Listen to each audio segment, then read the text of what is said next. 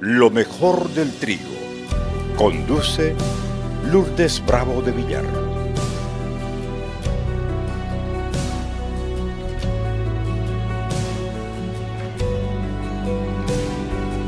¿Cuántos quieren ser herederos de la santificación? Todos quieren, pero hay requisitos para eso. Vamos a ir al libro de los Hechos, capítulo 26, del 12 adelante. Está hablando el apóstol Pablo, dando testimonio de cómo fue su conversión. En el capítulo 9 creo que él se convirtió. Y acá en el capítulo 26 él está dando testimonio de cómo se convirtió. Dice, ocupado en esto, dice Pablo, iba yo a Damasco con poderes y con una comisión de los principales sacerdotes. Cuando a mediodía, oh rey, yendo por el camino, vi una luz del cielo que sobrepasaba el resplandor del sol, la cual me rodeó a mí y a los que iban conmigo. Y habiendo caído todos nosotros en tierra, oí una voz que me hablaba y decía en lengua hebrea, Saulo, Saulo, ¿por qué me persigues? ¿Dura cosa te es dar coces contra el aguijón? Yo entonces dije, ¿quién eres, Señor? Y el Señor dijo, yo soy Jesús a quien tú persigues, pero levántate y ponte sobre tus pies, porque para esto me he aparecido a ti, para designarte ministro y testigo de las cosas que has visto y de aquellas en que me apareceré a ti. Verso 17.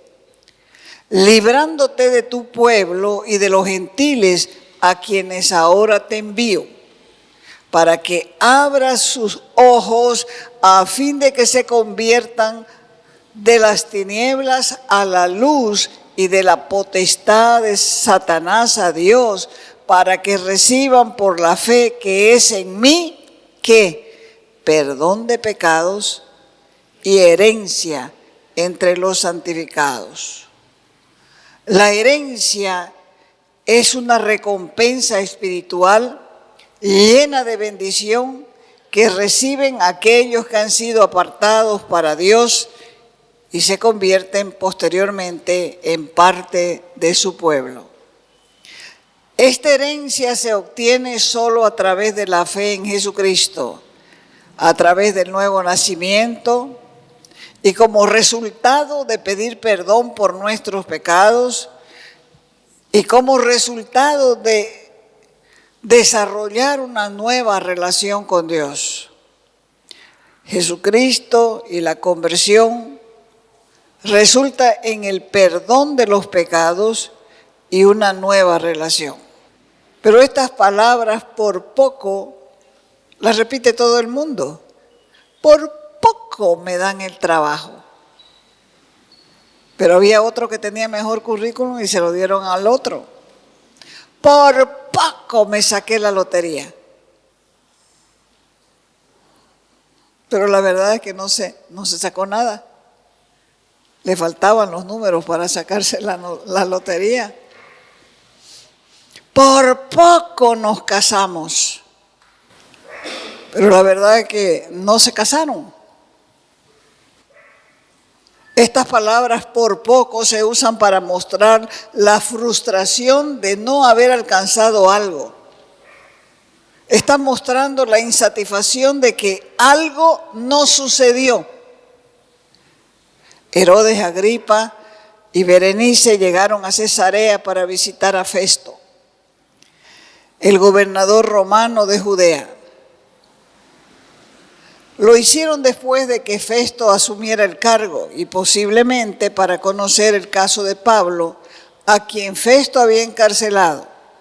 Ellos llegaron con mucha pompa, acompañados de comandantes militares, hombres importantes de la ciudad. Festo recién había acabado de asumir el cargo de gobernador de Judea. Hasta había sucedido a Félix, el gobernador. El caso de Pablo, un prisionero judío, había sido un tema de discusión entre Félix y los judíos, y ahora Festo debía hacer una carta para el César diciendo que le mandaba a este hombre, pero él no hallaba qué escribir. En esta estadía, Herodes y Berenice quisieron conocer el caso de Pablo para quizás influir en la decisión de Festo o simplemente para estar presente en un evento importante para el gobernador. Porque cuando llega una persona a la casa siempre le cuentan las novedades, ¿no es cierto? Y la gente comienza a jalar la lengua de las novedades y así se van los chismes de casa en casa. No tenían mucho que conversar y entonces el caso es que estaba Pablo encarcelado ahí. Verso 18. Entonces Agripa, el rey, dijo a Pablo, por poco me persuades, por poco me convences de ser cristiano. Y Pablo le estaba contando y diciendo, oh rey Agripa, yo no fui rebelde a la visión celestial, sino que anuncié primeramente a los que estaban en Damasco y Jerusalén y por toda la tierra de Judea y a los gentiles que se arrepintiesen y se convirtiesen a Dios, haciendo obras dignas de arrepentimiento. Y por causa de esto los judíos me prendieron en el templo, intentaron matarme, pero cuando habiendo obtenido auxilio de Dios, cuando estaba dando testimonio a grandes y pequeños, no estaba diciendo nada fuera de lo común, fuera de lo que predico. Les estaba diciendo que Cristo había padecido, que había sido el primero que había resucitado de entre los muertos, e iba anunciando al pueblo la luz del Cristo, al pueblo y a los gentiles. Y al decir todas estas cosas en su defensa, Festo dijo, las muchas letras te han llevado a la locura. Cuando uno se convierte, la gente dice, pobre loco, le cambiaron la mente. ¿Ha escuchado eso? Pobre loco. Ya le cambiaron la mente. No saben que es la primera vez en la vida que somos cuerdos para reconocer que somos pecadores y necesitamos un Salvador. Entonces estaba testificándole Pablo al rey Agripa y el rey Agripa le dice, por poco me persuades, por poco me convences a ser cristiano. Pablo le explicó al rey y a su esposa cómo se convirtió a Jesucristo. El mensaje que le dio Jesús a Pablo era de arrepentimiento para que Pablo posteriormente predicase a los judíos y a los gentiles. Pero para predicar a Jesucristo, Pablo primero tuvo que convertirse. Luego él fue comisionado para llevar el evangelio a los judíos y a los gentiles. Y como dijo el mismo Pablo, no fui rebelde, fue obediente. Lo mandó, aceptó el mensaje y comenzó su trabajo. El mensaje era un mensaje de arrepentimiento, de la fe en Jesucristo, destacando la resurrección como prueba de la divinidad de Jesús, de la cual todos los que creyeran podían disfrutar. Agripa y Berenice escucharon impresionados el mensaje del reino, pero al final el rey no aceptó la confrontación de la palabra. Por eso dijo por poco. Por poco es una cantidad incompleta en el reino. Esta cantidad no cuenta. No basta estar cerca de la salvación y al final desaprovecharla, desperdiciarla y hasta perderla. Lo que quería decir es que en el infierno va a haber gente que va a decir por poco fui salvo. Como en el caso del joven rico, ¿recuerdan? Vino Jesús con curiosidad de cómo podía él conseguir la vida eterna. Y cuando fue confrontado con su avaricia, con la avaricia de su corazón, por poco fue salvo, porque el hombre se fue. Y se fue triste, dice la Escritura, porque no aceptó la demanda de Jesús. Aunque había sido un buen hombre, había algo que lo tenía completamente atado y era el amor al dinero, porque el hombre era un avaro. La Escritura cuenta también de la mujer de Lot, que por poco fue salva. Dios había decretado la destrucción de Sodoma, pero ella había vivido tanto tiempo en Sodoma, en el bien y en el mal, que la influencia de lo malo ya la había poseído.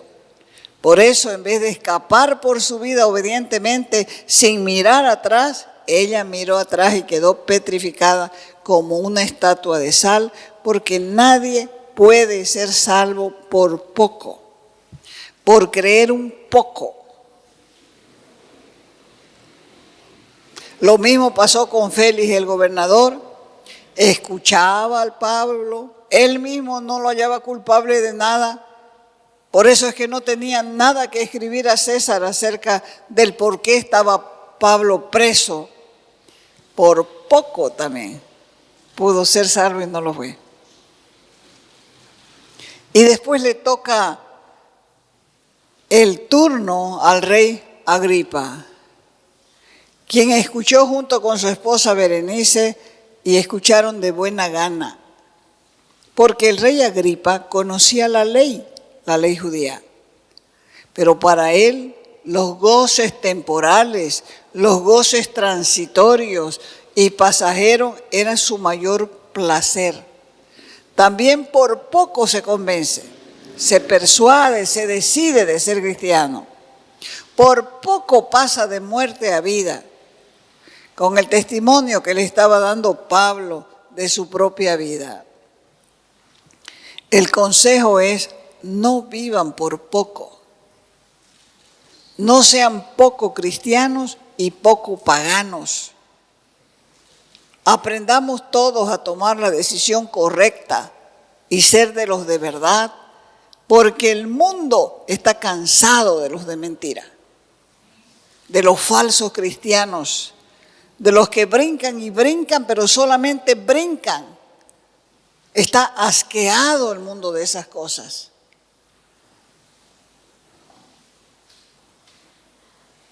El que no está seguro de su salvación, decida hoy. Porque a la luz de estas historias podemos considerar cuál es la más grande tragedia de la vida. La más grande tragedia de la vida es que alguien vea esto tan cerca, la salvación tan cerca, y por poco no quede completamente convencido. Cuando la gente no está convencido, vive un cristianismo a medias. Vive un pobre cristianismo. Eso no debería existir. Es una pena que alguien vea tan cerca la salvación y no se convenza.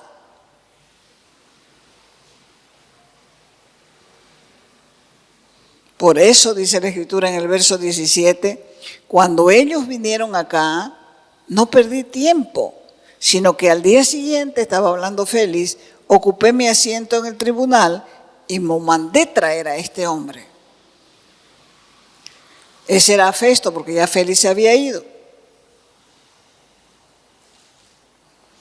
Ellos estaban acostumbrados a que vengan los presos y que se defiendan delante de ellos para ser juzgados por sus delitos, y muchos de ellos eran culpables.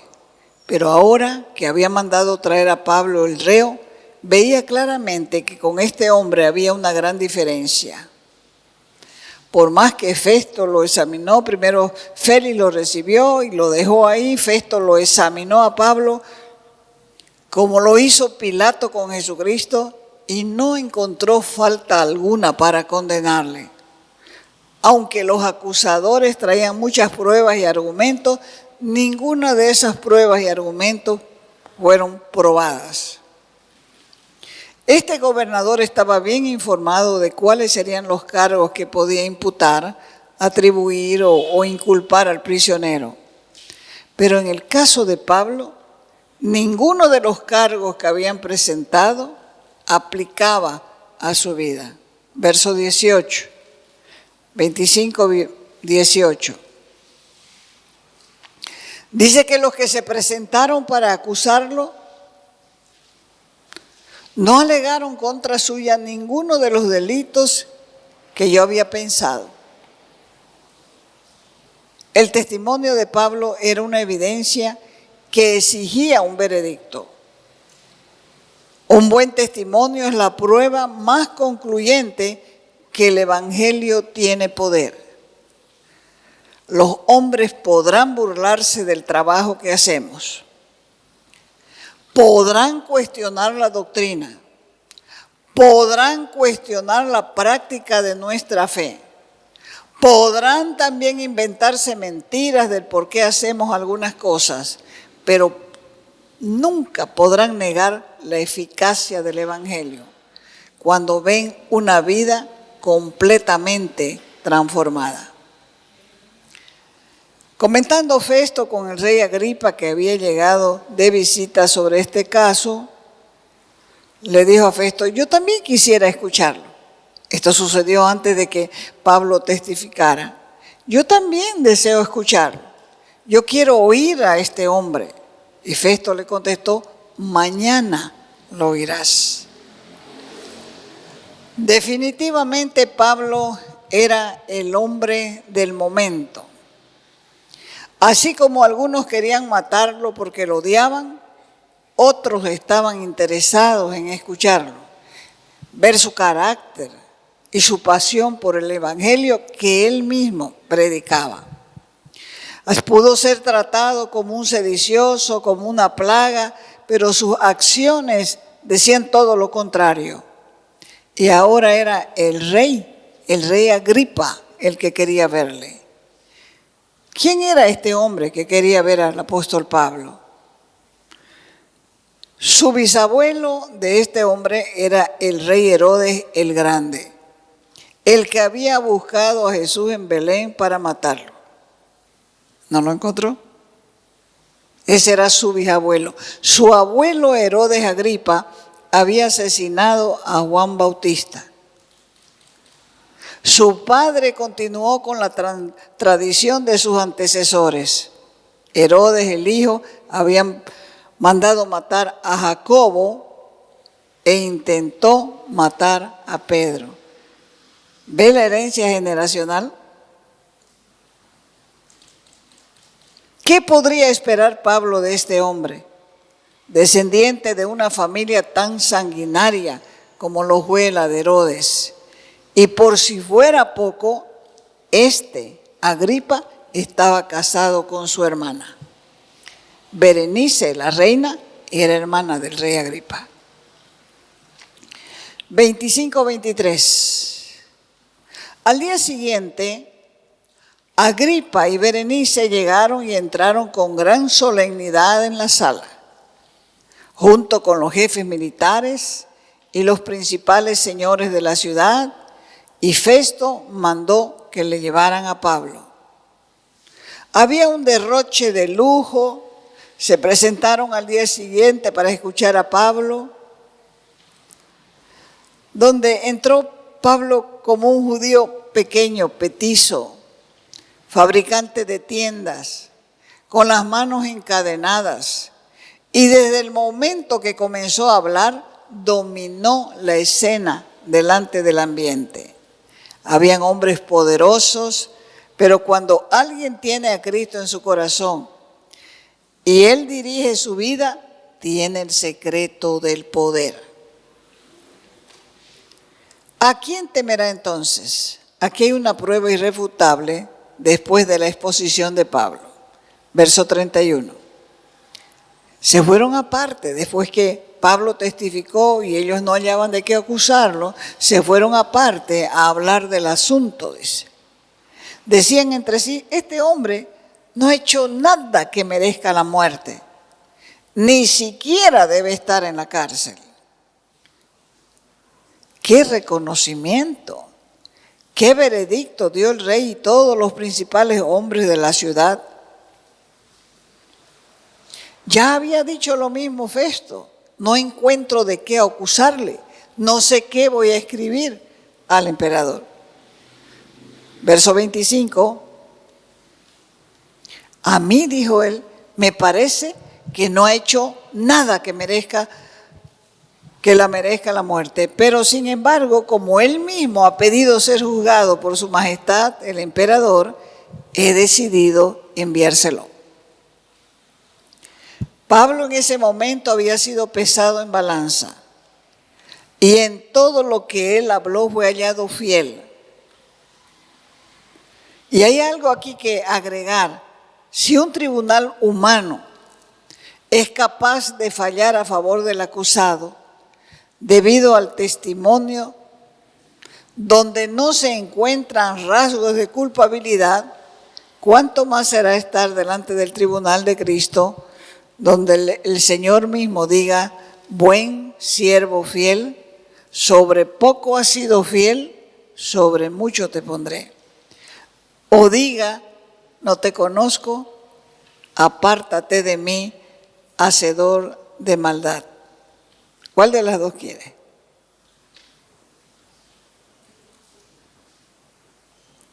El rey Agripa, mirando al prisionero, veía en él un poder que ninguno de los presentes tenía. Verso 24. Y dijo el rey Agripa, y señores que están aquí reunidos con nosotros, ahí tienen a ese hombre. Todos los judíos me han traído acusaciones contra él, tanto en Jerusalén como aquí en Cesarea, y no dejan de pedirme a gritos su muerte. Pero por lo que oyó Festo, no lo hallaba culpable para muerte. Y ahora Agripa, el rey Agripa, admite que las palabras de Pablo casi lo convierten al Señor. Pero realmente es una pena que alguien haya estado tan cerca de la salvación y pase a la historia con las palabras, por poco me convences a hacerme cristiano. ¿Ha escuchado usted alguna vez esas palabras de un amigo? Yo sí. Ya cállate, casi me has convencido. Casi me has convencido. Quiera Dios que la palabra nos seduzca para que podamos rendirnos a Cristo. Ojalá cada hombre pueda ser como Pablo, libre a pesar de estar preso. Porque es una pena sumamente tan grande estar cerca de la salvación y menospreciarla, tenerla a menos. Y eso sucede muchas veces, ¿sabe cuándo? Cuando los padres no le enseñan a los hijos a leer la Biblia. Entonces los hijos vienen a la iglesia trompetas, aburridos, menosprecian el evangelio. No quieren escuchar, están pensando en otras cosas, están manejando su celular. ¿A quién va a disciplinar Dios? ¿A los padres o a los hijos? ¿Qué dice Malaquías? Que Dios va a traer el corazón de los hijos a los padres y de los padres a los hijos. El padre que ama a su hijo desde temprano lo corrige, dice. Esos padres que dicen, no, yo no le voy a pegar a mi hijo, no, imposible. No. Ya me pegaron a mí tanto que no quiero pegarle. Están equivocados. La Escritura dice claramente que el niño tiene que ser disciplinado. Y el mundo dice que el palo hace reyes y hace bueyes.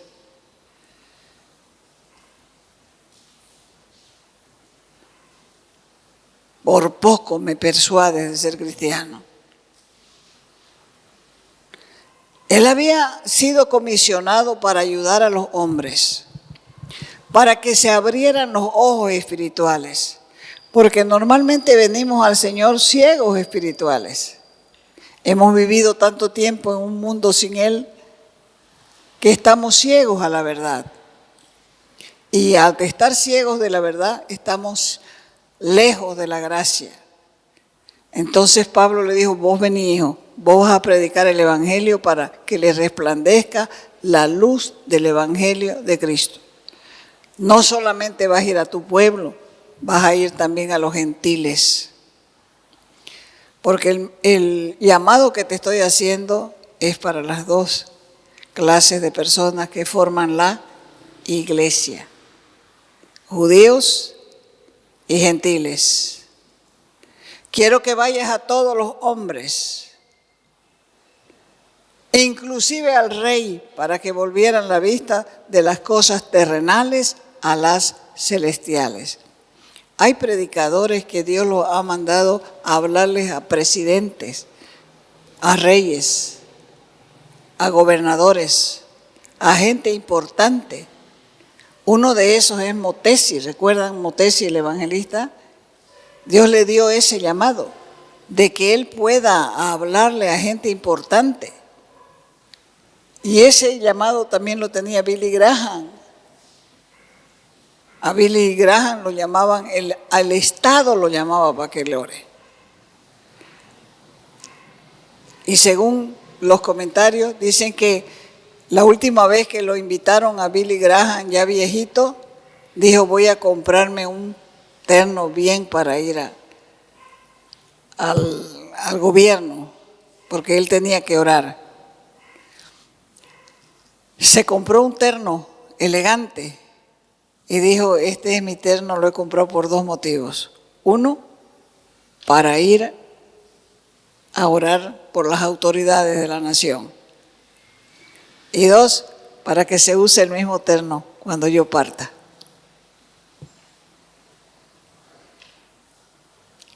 Que todos puedan ver el amor, la compasión de Dios a través de Jesucristo. Porque lo primero que hace el Evangelio es abrir los ojos del entendimiento. Cuando escuchamos el Evangelio, por eso se predica. No hay otra forma de que la gente despierte, no existe.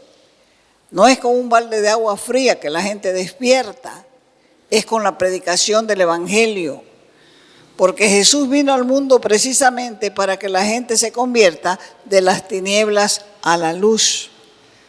Por eso cuando estaba testificando Pablo, porque se testifica, se predica y se enseña, eso es lo que nos ha mandado a hacer el Señor, estaba testificando de su conversión, pero estaba aplicándola. Estaba aplicando el plan de salvación para que esta gente reconociera que necesitaba un Salvador. Cuando terminó Pablo y le habló de la resurrección y de la vida eterna, ellos dijeron, oh, se asustaron, porque la gente se asusta, porque no saben que Dios ha puesto eternidad en el hombre. Nosotros somos eternos. La muerte solamente es un paso a la eternidad. ¿Está aquí? Es un paso a la eternidad. ¿Y por qué tanto miedo tiene la gente? Porque nunca pasó por ahí.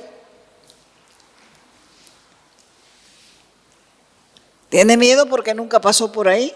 Y siempre uno tiene miedo a lo desconocido. Esta palabra que el rey Agripa oyó, lo hicieron levantarse de su asiento. Jamás en su vida había escuchado un mensaje con tanta claridad y con esta demanda, porque en ese momento el rey y su esposa y todos los que estaban ahí escuchando representaban las tinieblas.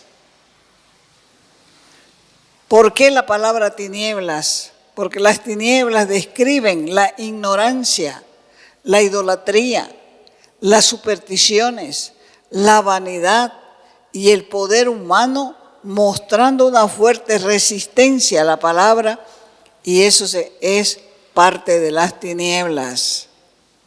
Y Jesús vino como la luz del mundo.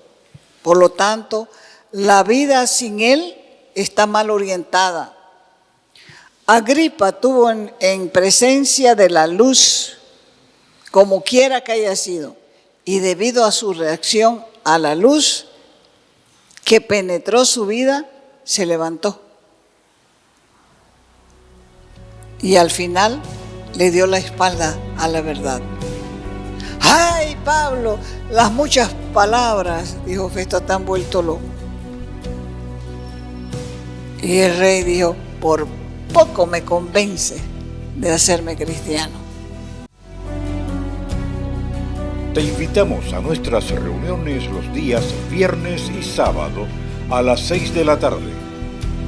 Los domingos a las 10 de la mañana y a las 6 de la tarde. Calle Nicolás Suárez, esquina Félix Pinto.